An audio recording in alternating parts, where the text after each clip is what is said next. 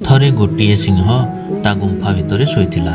ଠିକ୍ ଏହି ସମୟରେ ଗୋଟିଏ ମୂଷା କେଉଁଠୁ ଆସି ତା ଉପରେ ଡେଇଁବାକୁ ଲାଗିଲା।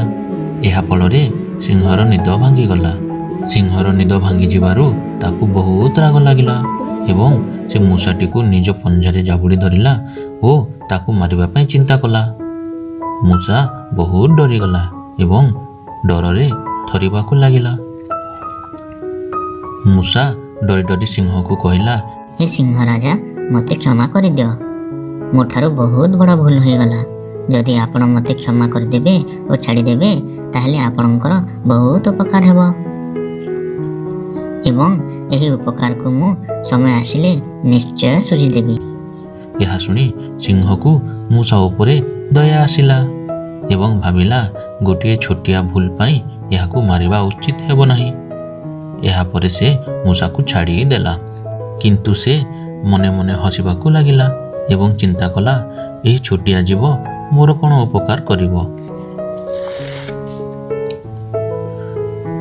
ସମୟ ଗଡ଼ିବାକୁ ଲାଗିଲା। ଦିନେ ସିଂହ ସବୁଦିନ ପରି ଶିକାର ଖୋଜିବା ପାଇଁ ଜଙ୍ଗଲ ମଧ୍ୟରେ ବୁଲୁଥିଲା।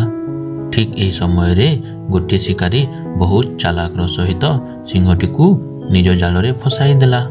ସିଂହ ନିଜର ସହାୟତା ପାଇଁ ଜୋର ଜୋରରେ ରଡ଼ିବାକୁ ଲାଗିଲା। ସିଂହର ରଡ଼ି ଶୁଣି ସେହି ମୂଷାଟି ସେହି ସ୍ଥାନକୁ ପହଞ୍ଚିଲା। ସିଂହକୁ ଜାଲରେ ଫସିଥିବା ଦେଖି ଯଥାଶୀଘ୍ର ମୂଷାଟି ନିଜର ଧାରୁଆ ଦାନ୍ତରେ ଜାଲଟିକୁ କାଟିବାକୁ ଲାଗିଲା ଏବଂ ସିଂହକୁ ଜାଲରୁ ମୁକ୍ତ କରିଦେଲା। ଜାଲରୁ ମୁକ୍ତ ହେବା ପରେ ସିଂହ ମୂଷାକୁ ଧନ୍ୟବାଦ ଜଣାଇଲା।